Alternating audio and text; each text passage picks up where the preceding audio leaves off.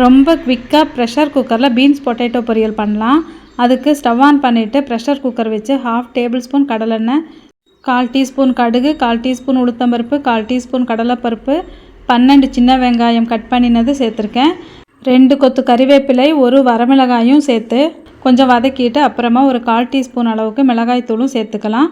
இப்போது கட் பண்ணி வச்சுருக்கிற பீன்ஸ், அதாவது 200 கிராம் கட் பண்ணி வச்சுருக்கேன். கட் பண்ணின பீன்ஸும் ஒரே ஒரு உருளைக்கிழங்கு குட்டியாக எடுத்துகிட்டு அதையும் கட் பண்ணி சேர்த்துட்டு 1/4 டீஸ்பூன் கல்லுப்பும் அப்புறம் காய் வேகிறதுக்கு ஒரு 1/2 டம்ளருக்கும் குறைவான தண்ணியும் சேர்த்துட்டு நல்லா கலந்து விட்டு குக்கரை க்ளோஸ் பண்ணி விசில் வர ஆரம்பித்ததுமே ஸ்டவ் ஆஃப் பண்ணிடுறேன். ரொம்ப விட்டால் கொசன்னு ஆகிடும்.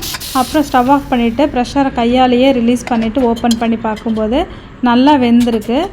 தண்ணியும் ரொம்ப குறைவாக தான் அடியில் இருக்குது. மறுபடியும் ஸ்டவ் ஆன் பண்ணிவிட்டு ஒரு 30 செகண்ட்ஸ் மட்டுமே கிளறி விட்டோன்னா தண்ணி ஃபுல்லாக ட்ரை ஆகிடும். இப்போது மேலே தேங்காய் எண்ணெய் கொஞ்சமும் துருவின தேங்காயும் சேர்த்துட்டு வேணும்னா பச்சை கறிவேப்பிலை கொத்தமல்லியும் சேர்த்து கலந்து விட்டுட்டா நமக்கு குயிக்கான பீன்ஸ் பொட்டேட்டோ பொரியல் ரெடி.